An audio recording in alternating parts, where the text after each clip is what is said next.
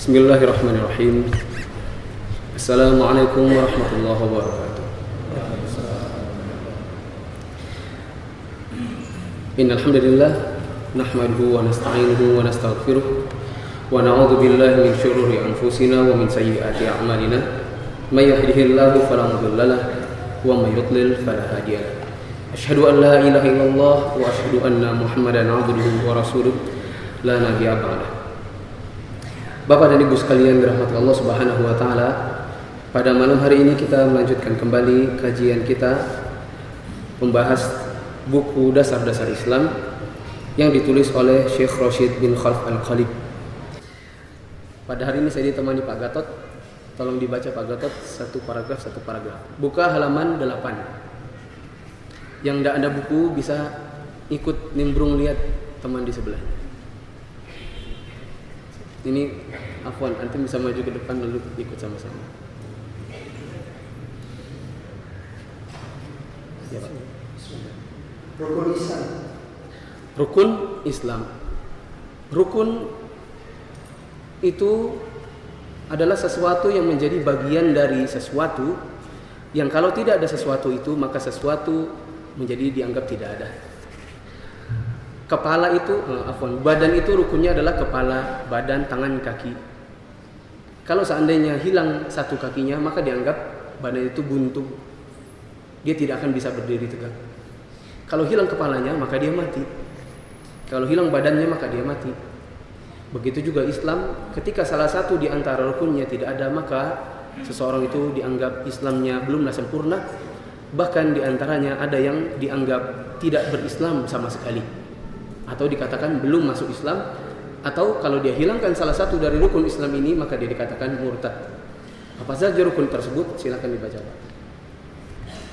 Islam dibangun di atas 5 perkara yang tidak sah keislaman seseorang tanpa keberadaannya. Dari Ibnu Umar radhiyallahu anhu, dari Nabi sallallahu alaihi wasallam bersabda, Islam itu dibangun di atas 5 perkara: tauhid kepada Allah, mendirikan sholat, menunaikan zakat, berpuasa di bulan Ramadan, dan berhaji. Hadis riwayat Muslim. Islam itu dibangun di atas 5 perkara yang kalau tidak dibangun dengan salah satu atau ada hilang salah satu dari rukunnya, maka Islamnya belumlah dikatakan sempurna, atau sebagaimana yang kita katakan tadi, bisa jadi dianggap belum masuk Islam atau sudah masuk Islam lalu kemudian dianggap murtad ketika hilang salah satunya. Apa saja rukunnya? Rukunnya ada pada hadis yang diriwayatkan dari sahabat Ibnu Umar radhiyallahu anhuma, di mana beliau mengatakan, "Buniyal Islamu ala khamsin, syahadati an la ilaha illallah wa anna Muhammadar Rasulullah, wa iqamis shalah, wa ita'iz zakah, wa shaumi Ramadan, wa hajjil bait." Islam itu dibangun di atas 5 perkara. Yang pertama adalah tauhid kepada Allah, maksudnya bersyahadat asyhadu an la ilaha illallah wa asyhadu anna Muhammadar Rasulullah. Kalau ada seorang non muslim atau kafir mau masuk Islam, maka tidak bisa dia langsung sholat. Yang harus pertama kali dia lakukan adalah bersyahadat terlebih dahulu. Nanti akan ada datang penjelasan tentang kalimat syahadat. Yang kedua adalah salat. Barang siapa yang sengaja meninggalkan salat karena malas, karena enggan dan menganggap bahwasanya salat itu tidaklah wajib, maka dia dianggap murtad walaupun dia telah mengucapkan kalimat syahadat. Menunaikan zakat, berpuasa di bulan Ramadan, dan pergi haji ke Baitullah bagi yang mampu. Silakan. Rukun pertama, 2 kalimat syahadat. Bersaksi bahwa tidak ada ilah yang hak selain Allah, tiada sekutu baginya, dan bersaksi bahwa Muhammad adalah hamba dan Rasulnya. Seseorang tidak akan masuk Islam kecuali dengan 2 syahadat ini, mengucapkan keduanya dengan lisan dan menerapkan keduanya dengan keyakinan dan amalan. Stop dulu. Ketika seorang hendak masuk Islam, maka yang harus dia lakukan pertama kali adalah mengucapkan syahadat asyhadu an la ilaha illallah wa asyhadu anna Muhammadar Rasulullah. Bahwasanya tidak ada ilah atau tidak ada sesembahan yang berhak untuk disembah selain Allah. Kalau kita tanya, apakah ada sesembahan yang selain Allah?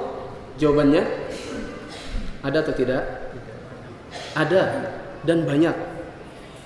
Ada Tuhan Yesus, ada Tuhannya orang Buddha, Tuhannya orang Hindu, Tuhannya Konghucu, dan seterusnya. Kalau dikatakan apakah ada sesembahan selain Allah? Jawabannya ada. Tapi siapa yang berhak untuk disembah? Jawabannya hanyalah Allah.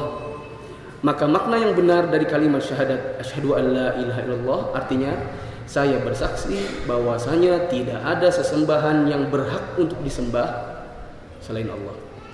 Yang lainnya semuanya tidaklah memiliki hak untuk disembah. Walaupun dia Nabi Muhammad, walaupun dia Ali radhiyallahu anhu, walaupun dia Hasan, Husain, dan seterusnya, tidak ada yang berhak disembah selain Allah. Syahadat yang kedua adalah bahwasanya Muhammad itu adalah hamba dan Rasul Allah dan bukan sesembahan. Kemudian diucapkan kalimat syahadat ini dengan lisan, khususnya bagi orang yang pertama kali baru masuk Islam, pertama kali dia harus ucapkan dengan lisan. Dan tidak boleh hanya dalam hatinya saja, karena kita tidak tahu, jangan-jangan dia tidak mengucapkan. Lalu kemudian dia harus mengucapkannya dengan keyakinan, dan kemudian diikuti dengan amalan anggota badan. Kalau ada orang mengucapkan asyhadu an la ilaha illallah wa anna muhammadar rasulullah, lalu kemudian tidak ada keyakinan di dalam hati, maka dia dianggap sebagai orang munafik. Ada sebagian artis yang karena mau menikah dengan artis yang lain yang notabene perempuan tersebut beragama Islam atau muslimah, lalu dia mengucapkan syahadat dulu di depan pengadilan agama, tapi sebatas mengucapkan saja, tapi tidak ada keinginan kecuali sekedar menikah. Nanti kalau sudah ada selesai pernikahan, lalu kemudian balik ke agama yang semula. Ini belum dianggap Islam. Dan perempuan yang mengalami yang seperti ini, kalau memang terbukti suaminya yang tadinya hanyalah beragama Kristen misalnya, kemudian masuk Islam dikarenakan ingin menikahi dirinya, dan setelah menikah lalu dilihat tidak ada anggota badan beramal, tidak pernah sholat, kemudian tidak ada keyakinan di dalam hatinya. Kalau ditanya, mas katanya kemarin kamu sudah masuk Islam, kok sekarang tidak sholat, tidak apa? Dia katakan, ya kemarin sekedar syarat saja supaya bisa nikah sama kamu.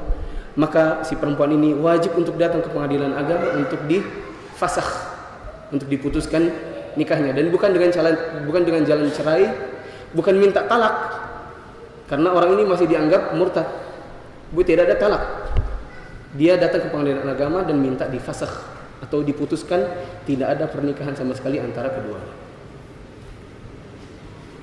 Kemudian makna dari la ilaha illallah adalah tidak ada sesembahan yang hak selain Allah. Maka seorang muslim tidak mengarahkan doanya ataupun permintaannya, tidak pula nazar maupun sembelihannya dan ibadah apapun kecuali kepada Allah semata yang tidak ada sekutu baginya. Makna dari la ilaha illallah sekali lagi adalah tidak ada sesembahan yang berhak untuk disembah selain Allah. Berarti konsekuensinya tidak boleh ada orang yang berdoa kepada yang selain Allah. Ada sebagian kaum muslimin dari negara India, Pakistan, Bangladesh, ataupun dari Indonesia, kalau pergi umrah lalu ada agendanya untuk datang ke Masjid Nabawi, lalu kemudian nanti di sana diajak masuk ke Raudhah untuk menemui Rasulullah SAW di makam beliau. Sebagian di antara mereka mengarahkan doanya ke kubur Rasulullah SAW. Padahal kalau mau berdoa, maka harapnya hadap ke kiblat dan bukan kehadap kuburnya Rasulullah SAW. Karena Rasulullah SAW tidak boleh dimintai doa atau ditujukan doa kepada beliau. Beliau adalah hamba dan utusan Allah yang tidak memiliki hak uluhiyah, tidak memiliki hak rububiyah. Maka tidak boleh berdoa kepada yang selain Allah Subhanahu wa taala.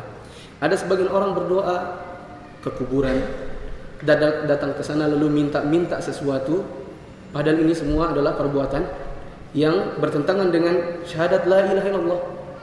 Karena berarti dia menunjukkan doanya kepada yang selain Allah Subhanahu wa taala. Tidak boleh juga bernazar untuk yang selain Allah. Sebagian orang mengatakan, kalau nanti panen kami sukses, maka kami akan hanyutkan sebagian dari panennya ke laut untuk persembahan kepada Ratu Pantai Selatan, misalnya yang ada di Jawa. Mereka katakan nanti kalau sudah naik pangkat, kami akan sembelih satu kerbau, kepalanya ditanam di bawah pohon tertentu. Ini semua adalah perbuatan syirik. Dan kemudian ada sebagian orang yang meninggal, misalnya Ustadz Tenar meninggal, lalu kemudian meninggalnya di sebuah pohon tertentu, nabrak motornya, nabrak pohon, lalu kemudian sebagian orang datang ke pohon tersebut, ditaruh sesajen-sesajen tertentu, lalu berdoa di sana. Ini semua perbuatan syirik. Lanjut. Sedangkan makna dari Muhammad Rasulullah adalah mentaati perintahnya, membenarkan kabar berita yang dibawanya, menjauhi larangan dan peringatannya, dan tidak menyembah Allah kecuali dengan petunjuknya. Sedangkan makna yang kedua dari syahadat yang kedua, Muhammad adalah Rasulullah, itu memiliki konsekuensi. Dan tidak cukup kita sekedar mengucapkan la ilaha illallah Muhammad Rasulullah lalu tidak menjalankan konsekuensi ini. Apa saja konsekuensinya? Konsekuensinya yang pertama adalah mentaati perintahnya. Ketika Rasulullah SAW pernah mengatakan, ingin sekali rasanya kalau aku perintahkan untuk didirikan sholat, lalu aku datangi rumah-rumah yang di dalamnya ada laki-laki yang tidak mau sholat di masjid secara berjamaah, sementara mereka tidak memiliki uzur, lalu aku bakar rumahnya. Menunjukkan bahwasanya Rasulullah SAW memerintahkan bagi laki-laki yang tidak memiliki uzur untuk sholat di masjid secara berjamaah. Kalau ada uzur maka tidak mengapa, seperti lagi sakit. Kalau sedang sakit maka sholat di rumah tidak mengapa. Ada hujan deras, tidak bisa ke masjid, walaupun ada mobil maka tidak mengapa untuk tidak ke masjid. Atau sedang safar, sedang di perjalanan, atau ada sesuatu yang tidak mungkin ditinggalkan untuk pergi ke masjid, seperti seorang dokter yang sedang mengoperasi pasiennya di jam sholat. Tidak mungkin dia tinggalkan pasiennya, ditinggalkan dengan kondisi dalam keadaan misalnya terbelah perutnya, maka silahkan bagi dia untuk tidak ikut sholat berjamaah. Tapi kalau tidak ada uzur seperti ini, maka diwajibkan bagi mereka untuk menunaikan sholat secara berjamaah di masjid. Ini syariat yang ditujukan untuk laki-laki. Maka salah satu konsekuensi dari menjalankan Muhammad Rasulullah, bersaksi bahwasanya Muhammad adalah Rasulullah, bagi laki-laki mereka sholat di masjid secara berjamaah manakala tidak ada uzur. Perempuan diperintahkan oleh Rasulullah SAW untuk menggunakan jilbab. Maka kalau sekedar mengucapkan Muhammadur Rasulullah, lalu kemudian perempuan tersebut yang mengucapkannya tidak mau berjilbab, maka ini belumlah sempurna syahadatnya. Belumlah dia dikatakan bersyahadat yang kedua dengan syahadat yang sempurna. Kemudian yang kedua, membenarkan kabar berita yang dibawanya. Rasulullah SAW mengabarkan bahwasanya nanti ada azab kubur, maka wajib bagi kita untuk mengimani adanya azab kubur. Rasulullah SAW mengabarkan bahwasanya nanti di akhir zaman Nabi Isa akan turun. Nabi Isa akan turun. Maka wajib bagi kita untuk membenarkan bahwasanya Nabi Isa akan turun. Ada mantan biarawati yang mengatakan, tapi Kristen juga meyakini bahwasanya Nabi Isa juga akan turun. Nanti kalau kita yakini Isa akan turun, berarti kita keyakinan kita sama dengan orang Kristen. Jawabannya ini tidaklah benar, karena Nabi Isa turun sebagai Nabi Isa dan bukan sebagai Tuhan. Adapun orang Kristen turun Nabi Isa itu sebagai sesembahan, sebagai Tuhan, yang tugasnya adalah menghapuskan dosa-dosa. Adapun di kita, beliau akan membantu Imam Mahdi untuk memerangi Dajjal. Kemudian di antara yang lain yang merupakan konsekuensi dari syahadat yang kedua adalah menjauhi larangannya. Manakala Rasulullah SAW melarang kita untuk melihat tayangan-tayangan yang maksiat, video porno, buka situs-situs porno, maka konsekuensi dari syahadat Muhammad adalah Rasulullah, berarti kita wajib untuk menjauhi apa yang beliau larang. Berarti tidak boleh lihat yang seperti itu. Sebagian orang sengaja pergi ke tempat-tempat tertentu untuk lihat perempuan-perempuan, sementara perempuan tersebut tidak halal bagi dirinya untuk dilihat. Maka sebagai konsekuensi dari syahadat yang kedua adalah tidak boleh melihat yang seperti ini. Dan yang terakhir yang menjadi konsekuensi dari Muhammad Rasulullah adalah kita beribadah hanya dengan petunjuk yang beliau bawa, dan tidak boleh mengada-ngada dalam petunjuk Rasulullah SAW. Rasulullah SAW mengajarkan salat itu dimulai dengan takbiratul ihram, diakhiri dengan salam. Maka tidak boleh bagi kita untuk memulai salat dengan salam terlebih dahulu, lalu diakhiri dengan takbiratul ihram.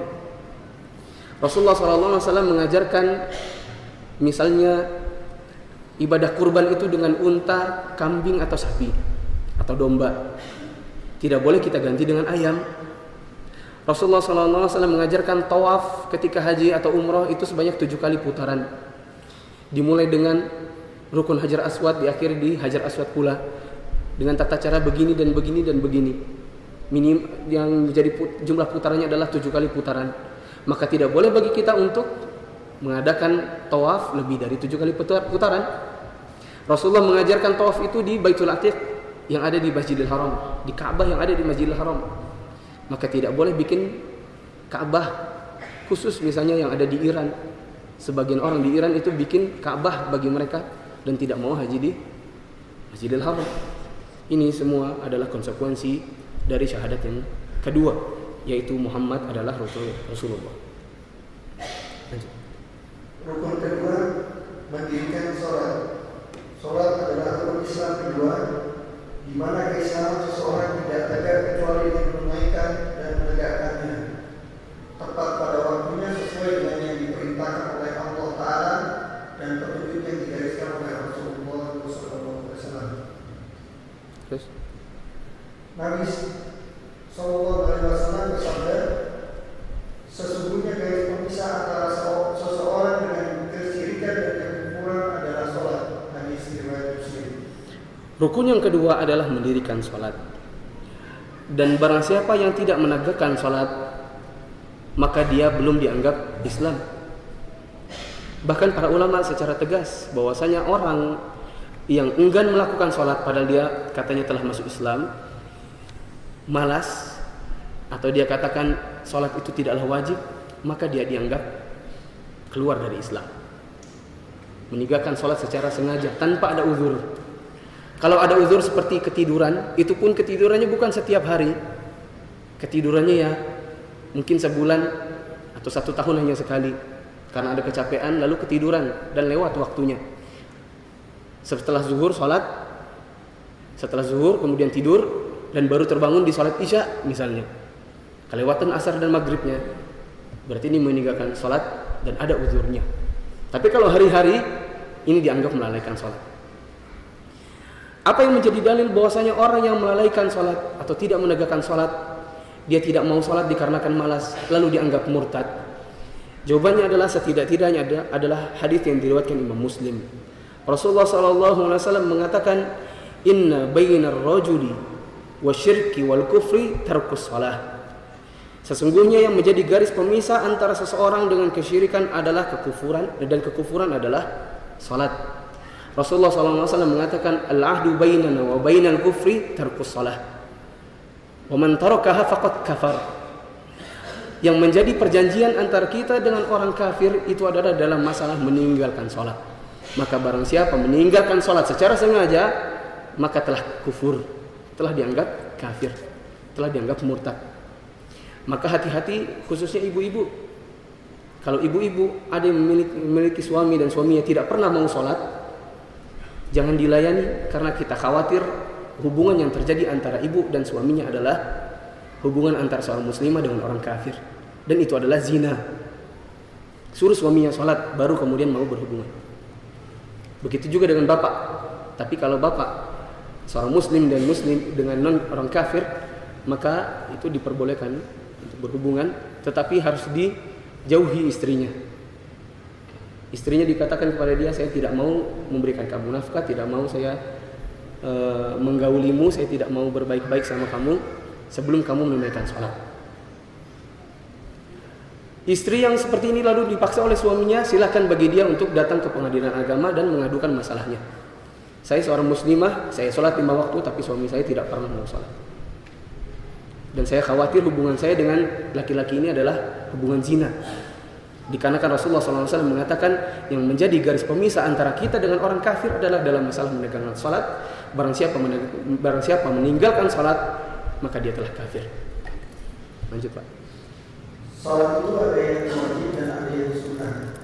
Salat yang Allah Ta'ala wajibkan kepada hamba-Nya dalam sehari semalam itu ada 5. Tidak gugur kewajibannya bagi orang yang berakal kecuali wanita yang haid atau nifas. Salat tersebut adalah salat fajar 2 rakaat, salat zuhur 4 rakaat, salat asar 4 rakaat, salat maghrib 3 rakaat, dan salat isya 4 rakaat. Adapun pada hari Jumat orang yang bermukim yang safar melaksanakan salat Jumat sebagai pengganti salat zuhur, di mana imam berkhutbah 2 kali kemudian melaksanakan salat dengan makmumnya 2 rakaat. Salat itu ada yang wajib dan ada yang sunnah. Yang wajib ada 5, yaitu salat fajar, zuhur, asar, maghrib, dan isya yang sudah kita ketahui jumlah-jumlah rakaatnya. Sebagian ulama ada yang mengatakan salat Id itu juga wajib. Tapi kita katakan wallahu a'lam bishawab, sejauh ini pendapat yang saya ambil adalah bahwasanya salat Id tidaklah wajib. Atau dengan kata lain, sebagian para ulama ada yang mengatakan fardu kifayah dan ada yang mengatakan hukumnya adalah sunnah muakkadah. Sehingga kalau tidak dikerjakan maka tidak mengapa atau tidak berdosa. Bukan tidak mengapa ya, berbeda antara tidak mengapa dengan tidak berdosa. Mengapa berbeda? Salat sunnah seperti qobliyah subuh itu pahalanya adalah seperti lebih baik daripada dunia dan seisinya. Kalau setiap hari ditinggalkan, setiap hari meninggalkan qobliyah subuh, ini bukan tidak mengapa, justru ada apa-apa. Jangan-jangan dia seorang yang meremehkan pahala yang begitu besar. Tapi kita katakan tidak berdosa apabila dia tidak meninggalkannya. Apabila dia meninggalkannya. Salat yang wajib ini tidaklah gugur bagi orang yang berakal. Berarti kalau orang gila, maka dia gugur kewajibannya untuk salat. Orang yang pikun, yang tidak lagi bisa membedakan mana siang mana malam, anaknya ada 5, yang tono mana, yang tini mana, ditukar-tukar, tidak lagi bisa membedakan waktu, maka dia gugur pula kewajiban salat atasnya. Adapun untuk orang yang berakal, maka wajib bagi mereka untuk salat 5 waktu ini, kecuali orang yang sedang haid dan sedang nifas. Bagi mereka tidak ada salat. Bahkan barang siapa yang sedang haid dan sedang nifas lalu nekat salat, dia tidak mendapatkan pahala, tapi justru mendapatkan dosa. Kok malah berdosa? Dikarenakan mereka melakukan sesuatu yang dilarang oleh Allah dan Rasulnya. Untuk hari Jumat, sebagaimana yang telah kita ketahui, tidak ada sholat zuhur kecuali bagi orang yang safar. Dan kecuali juga bagi orang yang wanita atau orang yang sedang sakit dan anak kecil, bagi mereka sholat zuhur. Adapun laki-laki yang tidak sakit, tidak sedang safar, tidak ada hujan, tidak ada kesibukan yang tidak mungkin sama sekali ditinggalkan, maka wajib bagi mereka untuk melakukan sholat Jumat. Lanjut. Ada beberapa syarat saat sholat, yaitu suci dari najis dan hadas. Allah tidak akan menerima sholat seseorang hamba tanpa bersuci, dan salah satu contoh bersuci adalah berwudu. Stop dulu. Ada beberapa syarat sah sholat. Di sini yang disebutkan hanya ada satu, yaitu suci dari najis dan hadas. Siapa yang bisa bedakan apa itu najis dan apa itu hadas? Dapat parfum. Angkat tangan. Apa bedanya najis dengan hadas? Ya.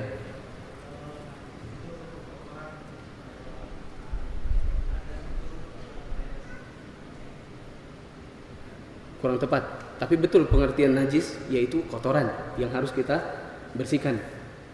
Tapi kalau hadas itu air kecil, salah. Buang air kecil, salah. Ya.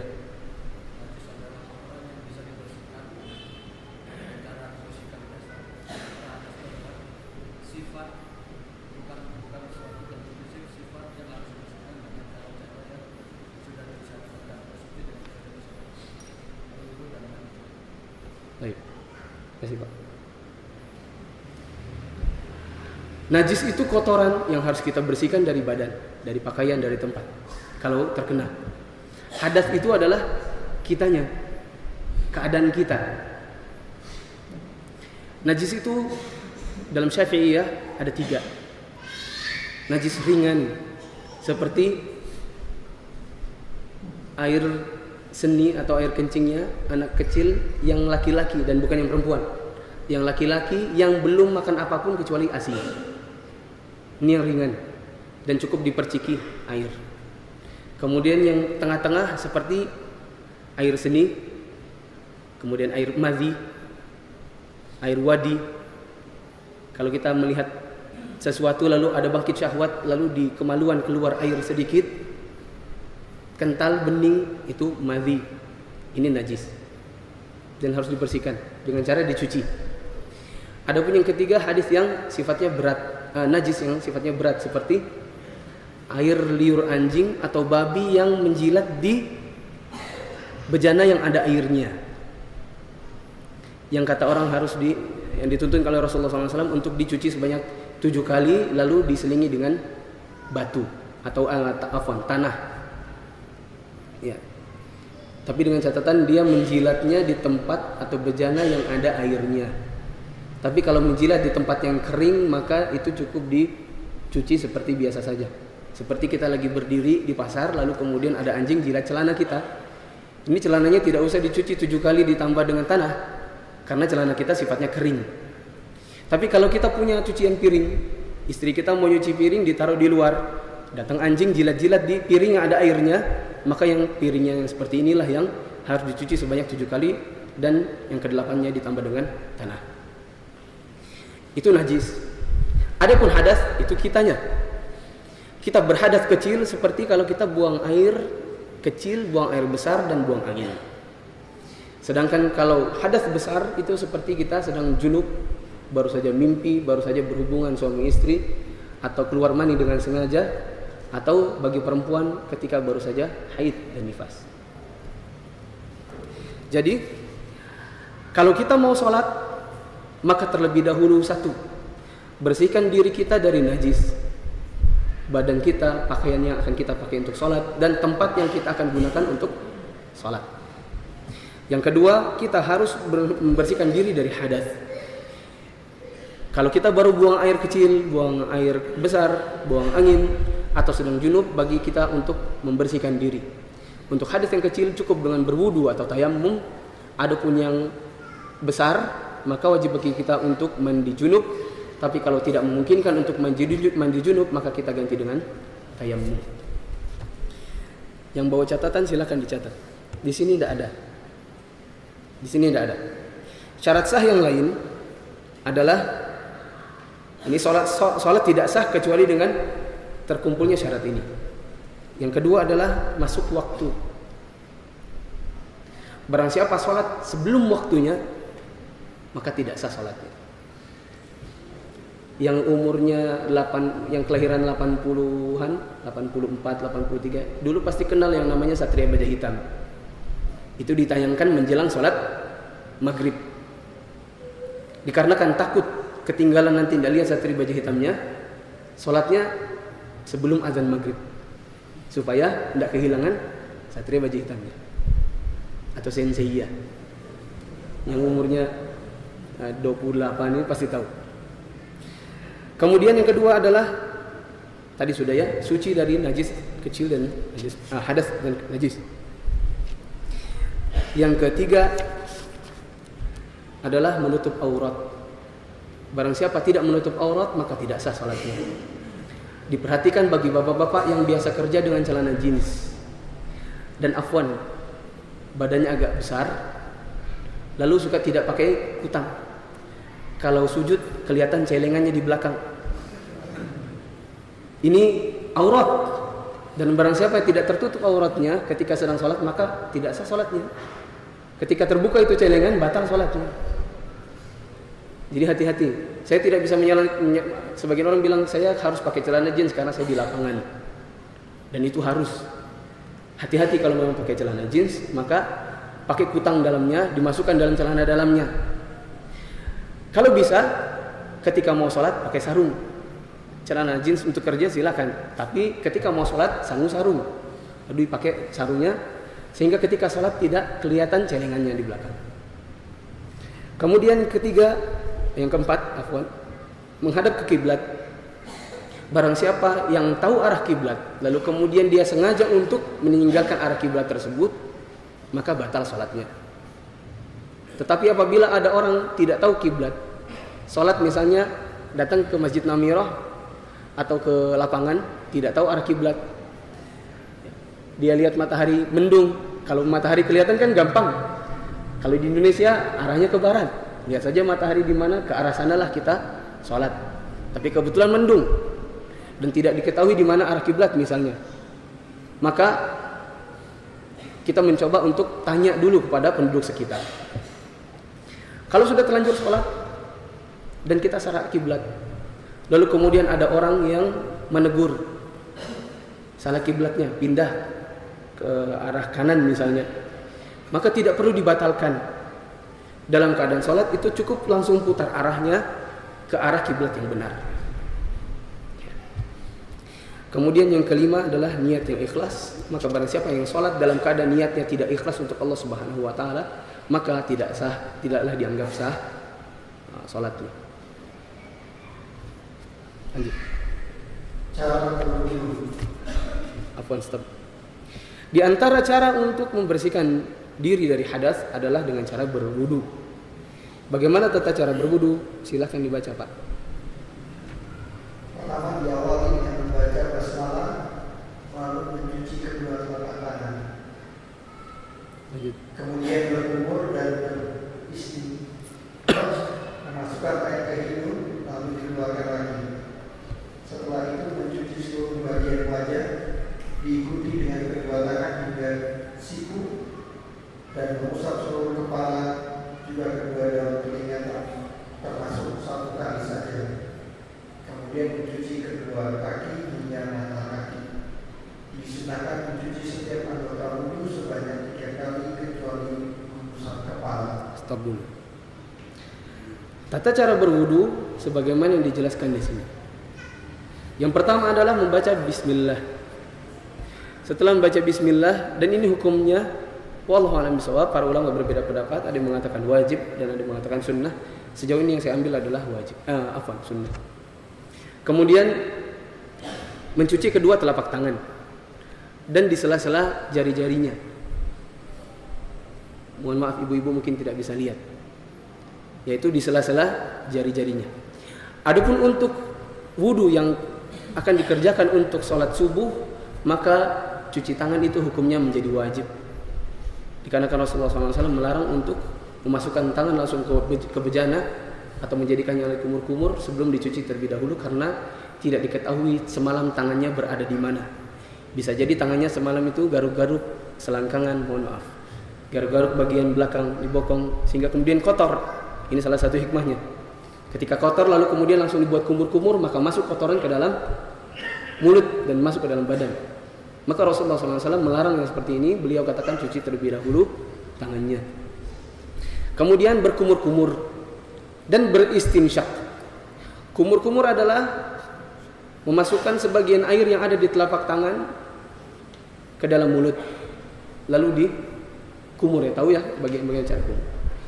Di saat yang bersamaan juga sebagian air itu dimasukkan ke dalam hidung. Itu yang disebut dengan istinsyak. Kemudian kumur dan istinsyak itu dilakukan cukup dengan satu telapak dan dilakukan dengan tangan kanan. Contoh ya, ini kalau ada kameranya ke akhwat bagus. Anggaplah kita berwudu dengan gayung atau gelas. Ambil airnya, tuang ke telapak tangan yang ada kanan. Kemudian airnya dihirup ke dalam mulut sedikit dan yang sisanya lagi dimasukkan ke dalam hidung. Baru kemudian kumur-kumur. Kemudian itu yang namanya kumur-kumur dan istinsyak. Istinsyak itu masukkan air ke dalam hidung. Kemudian istinsar. Istinsar adalah dibuang air yang ada di dalam hidung dengan menggunakan tangan kiri. Jadi dan disunahkan untuk dilakukan 3 kali. Setelah itu mencuci wajah sebanyak 3 kali. Wajah itu dari tempat ujung tumbuhnya rambut yang ada di dahi, tempat tumbuhnya rambut yang ada di dahi yang paling atas, sampai dengan dagu. Dan orang yang memiliki jenggot ini juga termasuk yang harus disela-sela manakala sedang mencuci wajah. Ini vertikalnya. Adapun horizontalnya adalah mulai dari telinga kanan hingga telinga kiri. Ini yang disebut dengan wajah. Jadi tidak cukup untuk mengusap hanya seperti ini. Ya. Tidak cukup hanya ambil langsung ditepuk di muka saja tanpa diratakan di seluruh wajah. Wajib untuk diratakan di seluruh wajah sebanyak 3 kali. Kemudian tangan hingga siku. Tangan hingga siku maksudnya adalah mulai dari jari jemari ini sampai siku. Dan tidak berarti harus begini bentuknya. Sebagian orang memaknai tangan hingga siku berarti kalau wudu airnya harus kena di jari dulu lalu berakhir dengan siku. Dicuci harus begini katanya. Padahal tidak. Begini pun tidak masalah. Dimulai dari siku berakhir di ujung jari pun tidak masalah. Karena yang dimaksud dengan hingga siku adalah batasannya dan bukan arahnya. Jadi boleh begini, boleh begini. Misalnya kita wudu di bawah keran. Di bawah keran boleh seperti ini, boleh juga seperti ini. Kanan dulu 3 kali, baru kemudian 3 kali kiri. Boleh juga kanan kiri, kanan kiri, kanan kiri. Yang penting kanannya lebih dahulu daripada kirinya. Kemudian mencuci kepala. Dan kepala ini termasuk telinganya hanya 1 kali saja. Kalau muka, tangan dan nanti kaki itu 3 kali 3 kali. Boleh juga 2 kali 2 kali 2 kali. Khusus untuk kepala hanya 1 kali. Dari mana tempatnya? Lihat di gambar itu. Dimulai dari tempat tumbuhnya rambut yang bagian ujung di depan, ditarik hingga tengkuk, kemudian dikembalikan ke tempat semula di tempat tumbuhnya rambut, kemudian langsung masukkan telunjuk ke dalam telinga dan jempol menggosok telinga bagian belakang pada daun telinganya. Jadi seperti ini. Anggaplah ini saya sedang berwudu ya. Tuang, kemudian jangan basah-basah. Sebagian orang mengira kepalanya betul-betul dikeramas. Jadi ditaruh kepalanya itu di bawah keran. Ini salah. Yang benar adalah cukup ambil air yang ada di keran, kemudian dituangkan kanan dan kirinya, di telapak kanan dan kiri, hingga basahnya hanya sekedarnya saja di telapak. Lalu gosokkan mulai dari depan, diusap, hingga ke belakang, ke tengkuk, ditarik lagi ke depan, baru kemudian masuk telunjuk ke dalam lubang telinga, dan jempol masuk ke dalam menggosok daun telinga bagian belakang. Mohon maaf, bapak-bapak, silakan buka pecinya. Saya pun ikut buka peci. Ikuti belajarnya. Dari depan tarik ke belakang. 1. Kemudian kembalikan ke depan. 2. Dan masukkan telunjuk langsung ke dalam telinga. Jempol mengusap daun telinga bagian belakang. Dan itu dilakukan sekali saja. Tidak dilakukan 3 kali. Tidak seperti sebagian orang, mohon maaf, mungkin mengikuti pendapat Imam Syafi'i, dan ini pendapat yang tidak benar dari Imam Syafi'i. Mereka melakukannya hanya di ujung kepalanya saja. 1, 2, 3. Itu pun 3 kali. Ini tidaklah sesuai dengan sunnah Rasulullah SAW. Dikarenakan Rasulullah SAW dikatakan oleh Utsman bin Affan dan Abdullah bin Zaid radhiyallahu anhuma bahwasanya Rasulullah SAW kalau berwudu cara mengusap kepalanya adalah dengan begini. Beliau mempraktikkan caranya begini dan begini. Dan hanya 1 kali. Tidak dipraktikkan oleh mereka berdua sebanyak 3 kali. Diakhiri dengan mencuci kedua kaki hingga mata kaki. Dan tidak boleh ada bagian dari kaki yang hilang. Sebagian orang ketika cuci kaki hanya bagian telapak atasnya saja dan bawahnya. Dia lupa tumit yang bagian belakang. Sementara tumit itu juga bagian dari yang wajib diusap, wajib yang juga merupakan bagian kaki yang wajib untuk dicuci atau dibasuh. Rasulullah SAW mengatakan wailul lil a'qabi minan nar. celaka tumit-tumit yang tidak terbasuh. Diancam dengan api neraka apabila seseorang berwudu hanya kena kaki sekedarnya saja lalu lupa bagian tumitnya. Dan termasuk dari bagian kaki yang wajib untuk dibasuh adalah sela-sela jari. Maka hati-hati ketika sedang berwudu, jangan sampai hanya sekedar cuci-cuci kaki seadanya saja. Atau tidak dipegang sama sekali dengan tangan. Sebagian orang hanya cukup simbur-simbur, cukup siram-siram. Yang harusnya padahal dicuci, digosok pakai tangan. Dan di sela-sela jari-jari kakinya. Misalnya di kaki ya digini-gini kan. Ya, digini-gini kan jari-jari kakinya. Tumitnya bagi belakang digosok-gosok. Syukur-syukur kalau ternyata di lantai masjid ada batu-batu kecil yang bisa buat gosok-gosok kaki. Jadi kapalannya juga bisa digosok sekalian. Kemudian disunnahkan untuk mencuci setiap anggota wudu, wajah, kemudian tangan, kaki sebanyak 3 kali. Adapun untuk kepala itu hanya 1 kali saja. Kapan azannya? 5 menit lagi? 4 menit? Oh 3 menit.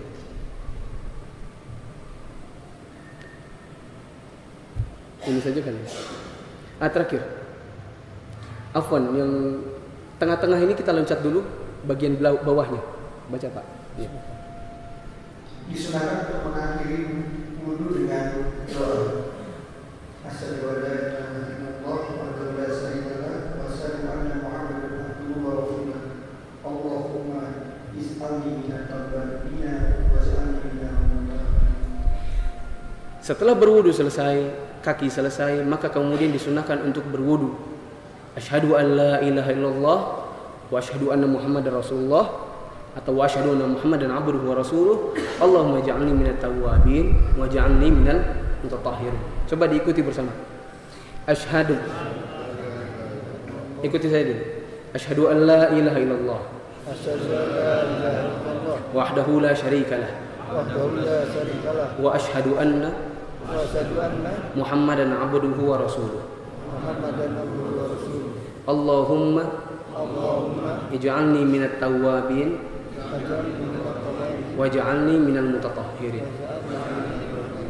Apa artinya? Apa artinya, Pak?